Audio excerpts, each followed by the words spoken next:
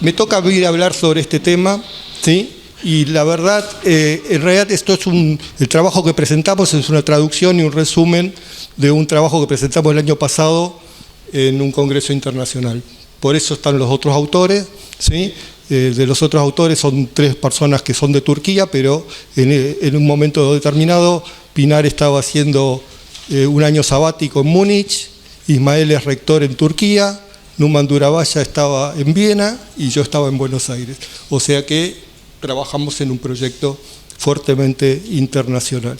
Así que, bueno, les quiero agradecer a ellos en primera instancia. Por supuesto que quiero agradecer a la organización y a la Cátedra Fénix. Quiero agradecer fundamentalmente al profesor Abraham Gak, que fue fundador del Grupo Fénix, y rector del Carlos Pellegrini. Rector del Carlos Pellegrini, donde mis hijas recibieron su educación de base. Agradecer a Bernardo, agradecer a Claudio, ¿sí? Y agradecer a los colegas que me acompañan. Hace 3 años que no hablo en castellano frente a personas, porque ahora todos los congresos son todos virtuales, ¿sí? Y eso la verdad que deja mucho, mucho que desear. Bien, hay 2 temas. Es el tema de la revista, Sociedad del Conocimiento e Inteligencia Artificial, y el tema de mi artículo. El tema de mi artículo, por supuesto que voy a hablar un poquito, porque para eso me convocaron, pero en realidad me gusta hablar más sobre el tema general, ¿sí? Que es Sociedad del Conocimiento e Inteligencia Artificial, ¿sí? Desde mi visión particular. Voy a hacer algunas afirmaciones que son bastante provocativas para generar un poco de polémica y aparte para que no se duerman. Bien. Inicié mi tesis doctoral en el siglo pasado. En el siglo pasado. Se cumplen 20 años, ¿sí? Y bueno, tenía un problema. Cuando empecé a estudiar mi tema que me interesaba acá en la Argentina, encontré 3 libros. Cuando llegué a la Universidad Técnica de Viena, miré en la computadora, encontré 300 libros. En las 2 situaciones estaba jodido, porque con 2 libros no hacía nada, con 300 tampoco. Así que tuve que elegir un criterio para ver qué libros leía y elegí un criterio muy científico, los del primero y del segundo piso, porque yo estaba en el primer piso. ¿Sí? Y bueno, desde entonces que estamos también charlando sobre inteligencia artificial. Son 20 y pico de años, ¿sí? Donde en aquel momento todas las tesis doctorales de ingeniería tenían que tener o redes neuronales o lógica difusa, y estaba el Prolog como el lenguaje. Con Claudio, hace 20 y pico de años, él se orientó más hacia redes neuronales, yo me orienté hacia lógica difusa, porque la lógica difusa, y quiero confesar, me cambió la vida. ¿Sí? Me cambió la vida porque yo venía de una formación soy ingeniero mecánico, pero venía de una formación muy computacional. Todo era 0 y 1. Los buenos y los malos, ¿sí? Y lo que estaba bien y lo que estaba mal, ¿sí? Y bueno, la lógica difusa puede modelar los grises, ¿sí? En realidad no están los buenos y los malos, ¿sí? Sino hay una cantidad de situaciones en el medio. Bueno, la lógica difusa fue uno de los... en realidad, este programa que mencionaba conversando con Elisa, ¿sí? Era de la época de la lógica difusa, ¿sí? Y la lógica difusa tuvo un auge muy grande, permitió modelar una cantidad de cosas, inclusive los radiograbadores decían con lógica difusa, como ahora todos los lavarropas dicen con inteligencia artificial, ¿sí? Pero bueno, forma parte de los 3 temas. El enfoque que yo tengo desde vieja época, desde el doctorado, es un enfoque que me interesa mucho y que me entusiasma venir acá. Es un enfoque muy transdisciplinario, mucho más que interdisciplinario, una comunicación muy fuerte con puntos en común. Y tomé todo eso de un libro de un autor súper conocido, el padre de la mecánica cuántica, probablemente uno de los padres de la mecánica cuántica, que tiene un libro, La parte y el todo, conversaciones en el entorno de la física cuántica, ¿sí? Y que tiene 2 aspectos muy interesantes. El primero, sobre todo este tema de la vinculación de las cosas, de la sinergia. El segundo, que va contando cómo con Born desarrollaron la discusión de la mecánica cuántica en el velero de Born, o sea, navegando en el velero. Esa es la parte que a mí más me interesaba, ¿sí? Esa es la parte que más me interesaba. El enfoque transdisciplinario está en todo, está en este tema de las tecnologías, que en los congresos nosotros como ingenieros tenemos que focalizarnos en tecnologías, pero a mí me interesa sobremanera el tema desde la economía, desde la influencia sobre el trabajador, ¿sí? Desde las empresas y fundamentalmente también en el último tiempo desde la ética, ¿sí? Último tiempo no, porque hace 20 años ya hemos participado en una charla acá en la Argentina con Osvaldo Bayer sobre el derecho al trabajo digno, robótica y el derecho al trabajo digno, dignamente remunerado. Y la especialidad, que hoy hablamos de robótica, la robótica forma parte de lo que es la mecatrónica. La mecatrónica en realidad es una ciencia que tendrá 15 años, 20 años de existencia y 200 años de experiencia, como la Facultad de General San Martín. Porque en realidad la mecatrónica es la conjunción muy fuerte entre mecánica, electrónica e informática. Pero en realidad, a mi manera de ver, eso es la definición de la mecatrónica. La mecatrónica tendría que tomar mucho más temas, ¿sí? Por ejemplo, en este momento, en realidad, la informática se va hacia la inteligencia artificial, ¿sí? Entonces, bueno, desde mi tesis doctoral y desde antes, estamos discutiendo sobre inteligencia artificial. Durante unos años yo seguí hablando de inteligencia artificial, durante 20 años no quise hablar más de inteligencia artificial y ahora vuelvo a hablar de inteligencia artificial, pero prácticamente porque todo el mundo está hablando de inteligencia artificial y bueno, estoy muy viejo para ir contra la corriente. Pero a mí me gusta hablar de sistemas expertos. Me gusta hablar de sistemas expertos. ¿Por qué? Y lo voy a mostrar en la próxima filmina. Y también sobre el debate qué es inteligente. Porque nosotros hablamos de inteligencia artificial, hablamos de inteligencia racional, hablamos de inteligencia emocional, pero nunca pudimos definir con claridad qué es inteligencia. Claudio puso algunas cosas, ¿sí? Muy válidas.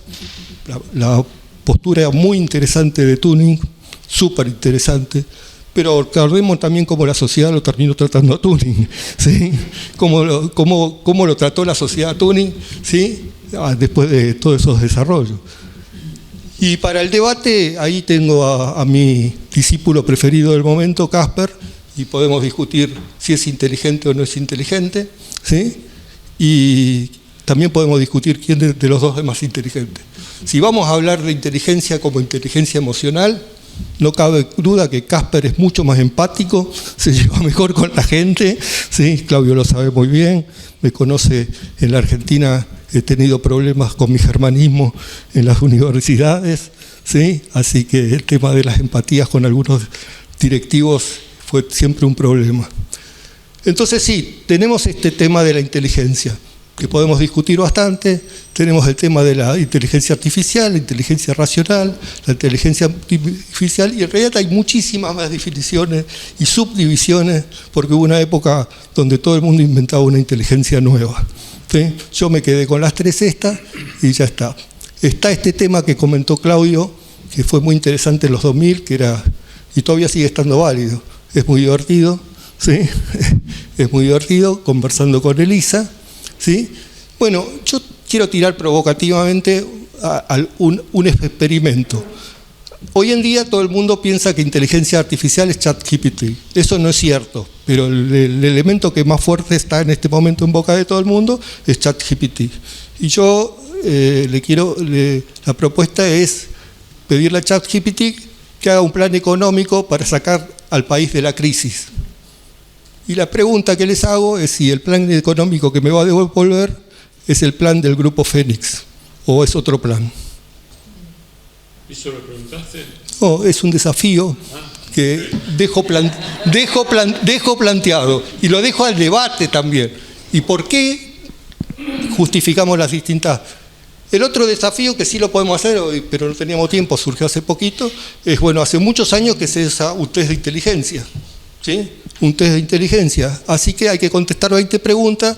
El promedio de la inteligencia en el país dice que es 90 puntos. Vamos a pedir a ChatGPT que conteste las 20 preguntas y vamos a ver cuánto le da, ¿sí? Y en realidad acá mi esposa psicopedagoga y la madre, desde el año 1955 hay un test de inteligencia, ¿sí?, de la escala de Wechsler para adultos, ¿sí? Así que este tema de mistificar tanto la inteligencia, ¿sí?, es un tema que lo tenemos que tomar con pinza. Es una herramienta extraordinaria, como muchas tantas herramientas, o sea, no estoy minimizando la herramienta, quiero plantear los pros y los contras, y quiero plantear lo que plantea acá, que por qué durante años me quedaba con los sistemas expertos. ¿Por qué me quedaba? Porque la definición de sistema experto, casera o no, pero que vamos a coincidir, es muy fácil. Tomo el conocimiento de un experto y lo encapsulo en una máquina. Entonces es muy fácil. Tengo este experto, lo pongo, es un médico, pongo el conocimiento de determinado médico, lo pongo en la máquina, ¿sí? Y eso no lo vuelve inteligente.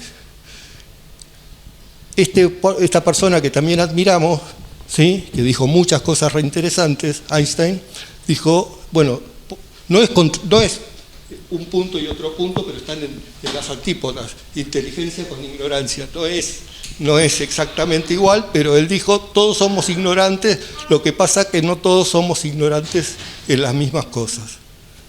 Y yo creo que podremos agarrar y generar un paralelismo, y decir, todos somos inteligentes, lo que pasa es que no somos inteligentes en las mismas cosas, ¿sí? Inclusive, Claudio comentó de jugar al ajedrez, ¿sí?, y ganarle. Bueno, la máquina esa que jugaba al ajedrez jugaba bárbaro, le ganó pero si la poníamos a jugar al ludo, perdía, al truco perdía, porque no sabe mentir, ¿sí? Y a muchas otras cosas también perdía. O sea, tenía la inteligencia concentrada en un área. Mi opinión personal es que lo que pasó ahora es que a través de una sola puerta yo entro en consultar a miles de expertos, millones de expertos, ¿sí?, que cuando yo hago una pregunta me contesta en función de una cantidad de información muy grande sobre distintas cosas. Ahí hay detrás un tema muy complejo, que es el famoso algoritmo, y por qué el plan económico que me va a hacer se va a parecer más al neoliberalismo, ¿sí?, que al plan Fénix cuando se lo pido a ChatGPT. Entonces, es un tema. Sin minimizar el tema, yo creo que inteligencia artificial y ChatGPT, al igual que el exoesqueleto, ahora voy a explicar por qué hablo del exoesqueleto, al igual que el martillo, ¿sí?, es una herramienta. Se puede usar para el bien, lo dijo Claudio, ¿sí?, o se puede usar para hacer un desastre. Y en ese sentido es una enorme preocupación, porque en realidad está medio enmascarado todo y es muy difícil de ver entre líneas, ¿sí?, en qué sentido lo están usando. Yo antes, en el marco de la robótica, hace 15 años tuve una ACV y no movía este pie y este brazo no lo movía, y en ese entonces adapté todo, los conocimientos que tenía la robótica, a construir un exoesqueleto. Un exoesqueleto es un aparato que permite pararse y caminar a la gente que no se puede parar. Lo mejor de ese proyecto, que duró 15 años, es que yo no lo necesito. Eso es uno de los mejores aspectos de todo. Para el exoesqueleto hemos ganado un premio Innovar en un dispositivo que lleva el exoesqueleto. Ganamos un premio Innovar en Argentina y ganamos un premio de innovación en Austria, ¿sí?, en el marco del exoesqueleto. Pero el tema ético del exoesqueleto, exactamente el mismo exoesqueleto, me lo pongo y una persona con parálisis de los miembros inferiores puede caminar, o se lo pone otra persona normal, que es un soldado, y agarra una ametralladora que pesa el triple y corre al triple de velocidad. Es exactamente el mismo exoesqueleto. Entonces, bueno, cerramos con este tema que me parece muy importante con respecto a la inteligencia artificial, que no todo lo que se puede, se puede. en realidad me convocaron para hablar de esto, ¿sí? Que es automación, automatización, inteligencia artificial, industria 5.0, agricultura y la producción agroecológica sostenible de alimentos. Ahí tenemos en la foto... Pero cenite al tiempo que dijiste que ibas a hablar de esto. Sí, sí. Me ciño hay preguntas. 3 minutos, ¿verdad? ¿Cómo? 3 minutos. Sí, lo que quede, lo que haya interés. ¿Sí? Hay muchas láminas que voy a pasar. El tema ético es el tema que más parece más importante. Acá hay 2 ejemplos, ¿sí?, paradigmáticos que están en el trabajo y que son en este momento el eje de lo que yo pienso desde el aspecto económico, ¿sí? Uno es el arroz híbrido que desarrolló China hace 40 años, arroz que multiplicó la producción de alimentos, ¿sí?, por 5 y sacó 800 millones de personas de la pobreza extrema y eliminó las hambrunas recurrentes. Y la otra es la Argentina, donde el INTA, un centro de investigación del Estado, en Pergamino, desarrolló la siembra directa, y la siembra directa multiplicó por 5 la producción de granos en la Argentina. La Argentina produce alimentos para 400 millones de personas, tiene una población aproximadamente 45 y hay un porcentaje creciente de personas que tienen hambre. Entonces, en realidad yo estoy provocando un poco en la Facultad de Economía, porque tuvimos un problema hace mucho tiempo donde había estados que querían repartir riqueza que no teníamos. Nosotros como ingenieros tenemos mucha claridad de que lo que no tenemos no lo podemos repartir. Podemos generar mucha riqueza con inteligencia artificial aplicada a la producción de alimentos, mucha riqueza, pero el tema central, y ese es un tema para debatir con ustedes porque es un tema económico, ¿sí?, es después cómo lo repartimos. Así que bueno, voy a pasar algunas láminas que están en inglés porque en realidad son el trabajo que presentamos en Turquía y que están todas traducidas y explicadas en la lámina, ¿sí? Básicamente, las reglas para los greenhouse de producción de alimentos ecológicos, las reglas son bastante sencillas, son muy sencillas. Inclusive la regla más sofisticada, que es la que presentamos nosotros en este momento, que es la detección de plagas, ¿sí? La detección de plagas es muy sencilla. El problema de la detección de plagas es que lo tengo que hacer apenas se produce la plaga. Si yo veo una hormiguita caminando por la hoja, ¿sí?, no pasa nada, ¿sí? El tema es que después se multiplican por miles las hormigas, ¿sí?, y a partir de ahí no las puedo parar. Entonces, lo que nosotros hacemos es con inteligencia artificial y visión artificial, ¿sí?, detectar las plagas, ¿sí?, y a partir de ahí existen muchas posibilidades. Avisar de que vayamos a controlarla, o con un microláser y un robot, matar a la pobre hormiguita aunque el luthier se enoje, ¿sí? Es lo que hacemos. Se pueden producir sin agroquímicos alimentos sustentables, ¿sí?, con muchas técnicas, con drones. Obviamente los drones, ¿sí?, podemos llegar a tomar imágenes de campos muy importantes, ¿sí? Acá en Mendoza, doy ejemplos de la Argentina para que no crean que es un tema de Europa. En Europa, y cuando uno va a San Juan, muchos años seguidos, va viendo cómo crece la frontera hacia el desierto. Claro, antes sobraba el agua. Si yo a una planta le pongo demasiada agua, no pasa nada. Ahora, el problema es que me quedo sin agua.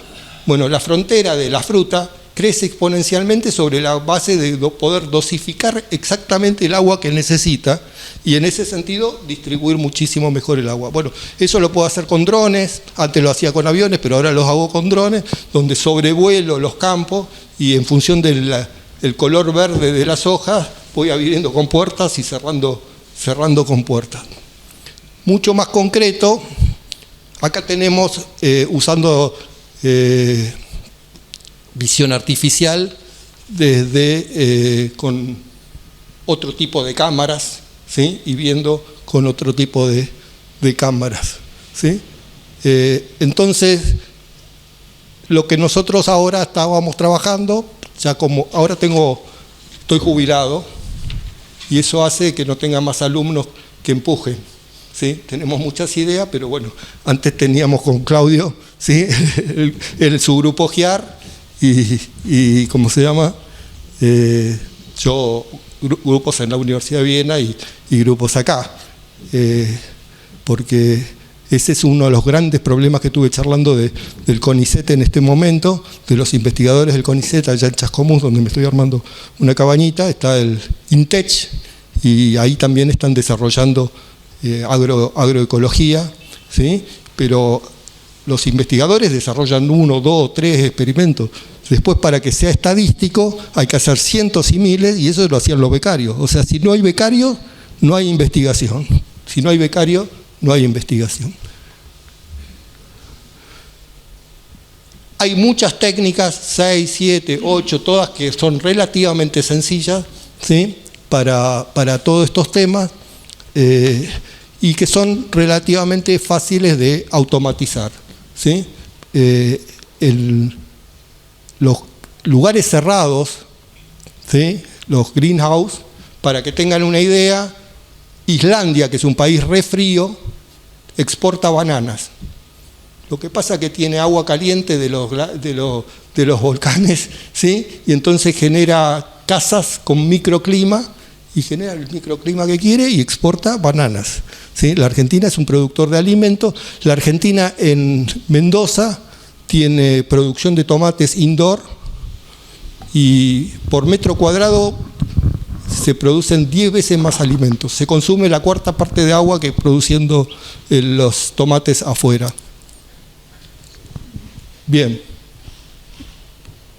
Estos son los temas que tecnológicamente se pueden hacer, se pueden ir encarando, ¿sí? Y están abiertos, pero para mí hay que encararlos desde un aspecto transdisciplinario, ¿sí? Y resolver. Como último quiero decir, por mi hija que estudió en esta facultad y ahora vive en Francia, que se compró este aparatito que tiene 4 plantitas, ¿sí? Que están en la cocina de su casa, y desde el celular las riega, le prende la luz de ultravioleta, y cada vez que cocina corta una hojita de alguno de los condimentos y los echa en la hoja. O sea que en cualquier casa de nosotros podemos llegar a construir con relativamente facilidad un greenhouse. Bueno, les agradezco muchísimo. ¿Sí?